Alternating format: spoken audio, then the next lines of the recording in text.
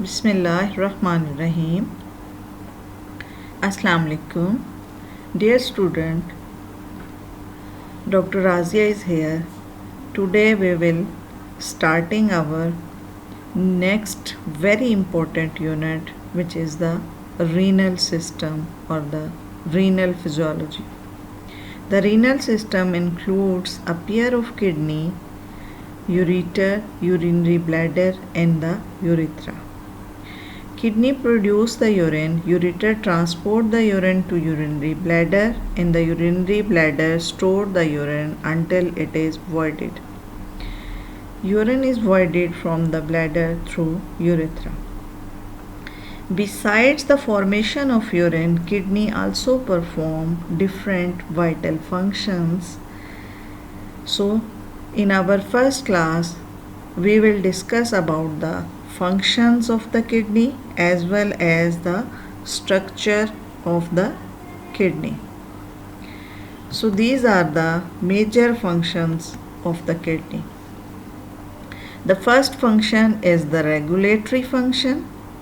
So it regulates the body fluid osmolarity and volume. And secondly, it regulates the electrolyte balance. So, maintenance of electrolyte balance, especially the sodium, is in relation to the water balance. Kidney retains sodium if the osmolarity of the body water decreases and eliminates sodium when osmolarity increases. It also regulates the acid-base balance. The pH of blood and body fluid should be maintained for the healthy livings. It is achieved by the kidney. Both is under constant threat. Body is under constant threat for the acidosis during the metabolic activity. It is prevented by the kidney, lungs and the blood buffer. Among these organs, kidney play a major role in preventing acidosis. Kidney are the only organ which are capable of eliminating certain metabolic acids like sulfuric and the phosphoric acid. It also regulates the blood pressure. Kidney play important role in long-term regulation of the arterial blood pressure by two ways. Number one, by regulating the volume of extracellular fluid, and number two, through renin-angiotensin mechanisms. Kidney also perform the excretory functions. It causes excretion of the metabolic products. Kidney excrete the unwanted waste products which are formed during metabolic activity, just like the urea. It is produced or the end products of the amino acid metabolism, uric acid, which is the end product of nucleic acid metabolism, creatinine, end products of the metabolism in muscles, and the kidney also excrete harmful foreign chemical substances such as toxins, drugs, heavy metal and pesticides.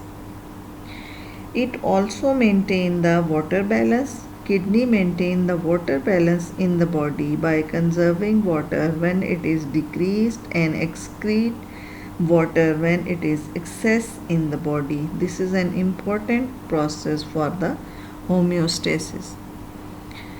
As well as it also produce certain secretory products or the secretion of the erythropoietin.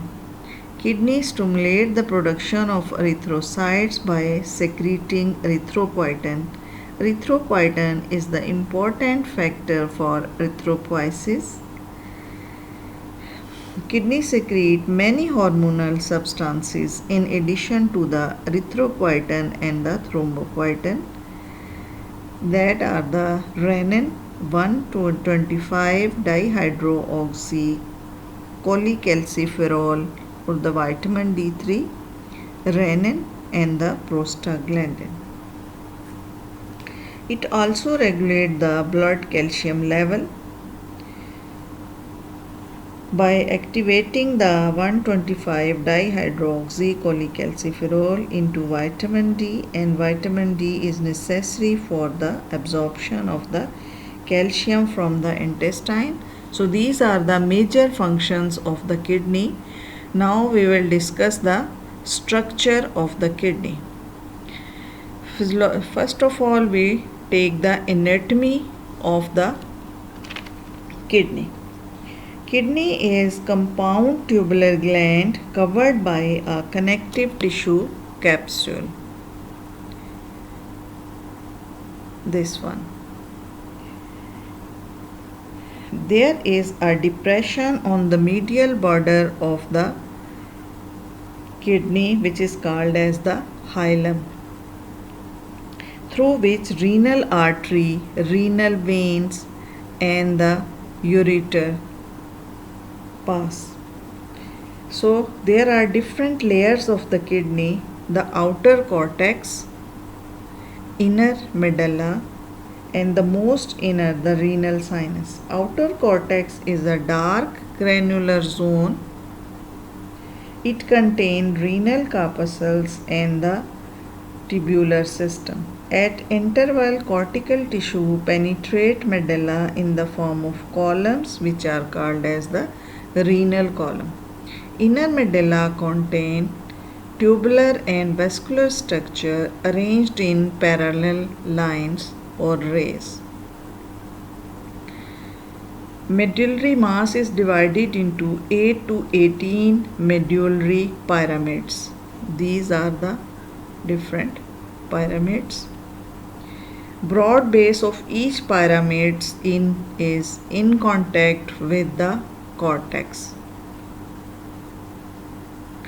and the apex project into the minor calyces. Renal sinus consists of the upper expanded part of the ureter called as the renal pelvis. Subdivision of the pelvis: 3 to 4 major calyces and about 8 minor calyces. Branches of the nerves, artery and tributaries of the vein, loose connective tissue and some fatty tissues. Tubular structure of the kidney is closely arranged tubular structure which is called as uriniferous tubules, blood vessels, interstitial connective tissue that are imposed between these tubules. In other words, the functional and structural unit of the kidney is also called as the nephrons or the uriniferous tubules. The functional unit of the kidney is the nephron. Each kidney is made up of about 1 to 1.3 million nephrons. Each nephron has two parts: a blind end which is called as the glomerulus or the renal corpuscle, along with the lumen capsule, and tubular portion called the renal tubules. Structure of the renal corpuscles: it contains the glomerulus and proximal tubule loop of Henle. It has two limbs: descending limb and the ascending limb, distal tubule and the collecting duct, and many nephrons connect to the collecting ducts. Renal corpuscle is made up of the two portions. One is the lumen capsule and other one is the glomerulus. This is called as the renal corpuscle, and this is the glomerulus, and around there is the lumen capsule. These two underheading of the renal corpuscle. Glomerulus is a tuft of capillaries enclosed by lumen capsule. It consists of glomerular capillaries interposed between afferent arteriole on the one end and the efferent arteriole on the other end. So, the vascular system in the glomerulus is purely arterial. Glomerular capillaries arise from the afferent arterioles and after entering the Bowman capsule, the afferent arteriole divide into 4 or 5 capillaries, each large capillary subdivided into smaller capillaries. These smaller capillaries are arranged in irregular loops and form anastomosis. All the smaller capillaries finally reunite to form the efferent arteriole, which leave the Bowman capsule. Bowman capsule is a capsular structure which encloses the glomerulus. It is formed by the two layers, the inner visceral layer and outer parietal layer. In each pyramid, there are two types of the renal corpuscles or the nephrons. One is called as the cortical nephrons and other is the juxtamedullary nephrons. The cortical nephrons has loop of Henle that do not extend deep into the medulla, and juxtamedullary nephrons have loop of Henle that extend deep into the medulla.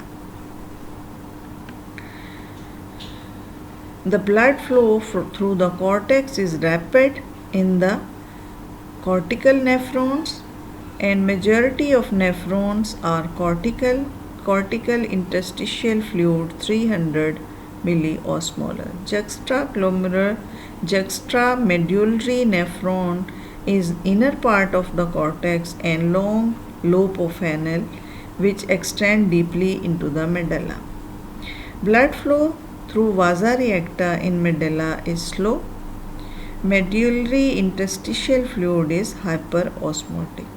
So this nephron maintain osmolality in addition to filtering blood and maintaining the acid-base balance. So the renal corpuscles, again we will show you here the glomerulus and the outer is the Bowman capsule. You can see here the afferent arterioles that enter and anastomose, and after giving smaller capillaries that reunite to form the efferent arterioles. And the Bowman capsule, it is formed by two layers, inner visceral and outer parietal. Visceral layer cover the glomerular capillaries. It is continuous as parietal layer at the visceral pole. Parietal layer is continuous with the wall of tubular portion of the nephron. There is cleft-like space between the visceral and parietal layer as the lumen for the tubular portion. Functional anatomy of the Bowman capsule resembles a funnel with filter paper.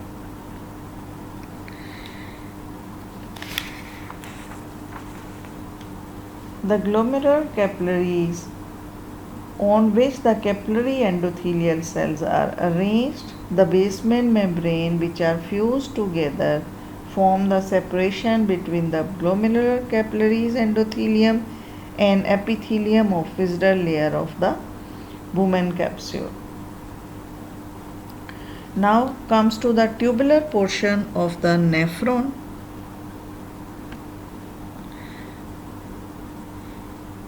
And the tubular portion of the nephrons, it is made up of proximal convoluted tubules and loop of Henle and distal convoluted tubules that are open into the collecting duct. So proximal tubules is the coiled portion arising from the Bowman capsule. It is situated in the cortex. It is continuous as descending limb of loop of Fresnel. Length of the proximal tubule is 14 mm and the diameter is about 55 micron. Proximal tubule is continuous as a loop of Fresnel. Loop of Fresnel consists of descending limb and there is a bent hairpin like bend and the ascending limb of loop of Fresnel. Descending limb has two segments. One is the thick segment, you can see here, and other is the thin segment. And the thick segment is direct continuation of the proximal tubule. It descends down into the medulla and it is formed by brush border cuboidal epithelium. Thin segment on the other hand is continuous as thin descending segment. It is formed by the flattened epithelial cell without brush border and it is continued as a band of loop, and the ascending limb or segment of the Fresnel loop has two parts, thin ascending segment and the thick. Thin is continuous as a band and thick loop is about 9 mm long with a diameter of about 30 micron, is lined by cuboidal epithelial without brush border. The terminal portion of ascending limb which run between the afferent and efferent arteriole form the macula densa. Between afferent and efferent to form the macula densa. We will discuss it in our next slides. And the distal tubule, distal convoluted tubule is the continuation of the thick ascending loop of Fresnel and occupies the cortex of kidney. It is continued as collecting duct. The length of the distal tubule is 14 to 15 mm and diameter is about 22 to 50 micrometer. The collecting duct. Distal tubule, this is the collecting duct. The distal tubule continue as the initial or arched collecting duct which is in cortex. The lower part of collecting ducts lie in the medulla. 7 to 10 initial collecting duct unite to form straight collecting duct which passes through the medulla here. The passage of urine as the inner zone of medulla, the straight collecting duct from each medullary pyramid unite to form papillary duct which open into a V-shaped papilla, and each medullary pyramid is collected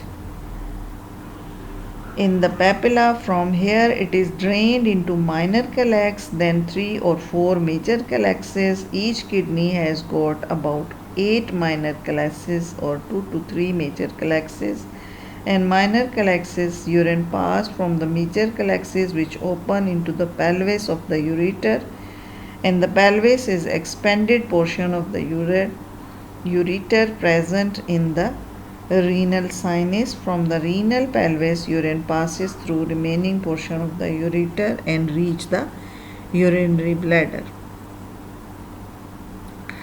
Now comes to the very important structure of the nephron. This is the juxtaglomerular apparatus or the JG apparatus.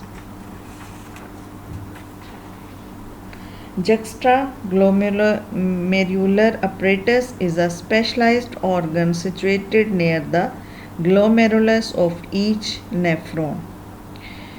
It is formed by three different structures: macula densa, extraglomerular mesangial cells, and the granular cells. Macula densa is the end portion of thick ascending segment before it opens into distal tubule. It is situated between afferent and efferent tubules. It is situated between the afferent and the efferent tubules. This is the portion of macula densa. Here you see in the microscopic view. It is very close to the afferent arteriole. Macula densa is formed by tightly packed cuboidal epithelial cell. Macula densa play important role in tubuloglomerular feedback mechanism. It also secretes thromboxane A2. Extraglomerular mesangial cells are situated in the triangular region bound by the afferent arteriole, efferent arteriole, and the macula densa. These are the glomerular capillaries and the granular cells. These cells, also called as agranular cell, Lassis cells, extraglomerular mesangial cells, secrete prostaglandin and the cytokines. Glomerular mesangial cells, beside the extraglomerular cells, there is another type of cell situated in between the glomerular capillaries and the glomerular mesangial cells, supports the glomerular capillary loop by surrounding the capillaries in the form of cellular network. These cells play important role in regulate the glomerular filtration by their contractile property. Glomerular mesangial cells are phagocytized in nature. These cells also secrete glomerular interstitial matrix, prostaglandin, and the cytokines. JG cells are specialized smooth muscle cells situated in the wall of afferent arteriole just before it enters the Bowman capsule.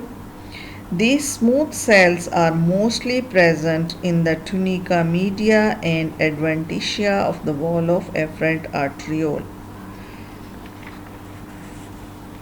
Function of this JG apparatus is the secretion of hormones. It also regulates the glomerular blood flow and glomerular filtration rate. JG apparatus secrete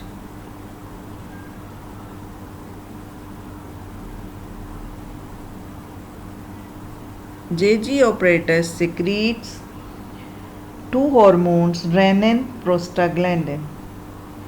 Renin is a peptide with 340 amino acid along with angiotensin. Renin form the renin-angiotensin system, which is a hormone system that play an important role in maintenance of the blood pressure. The stimulation for the renin secretion is fall in blood pressure, reduction in the extracellular fluid volume, increased sympathetic activity,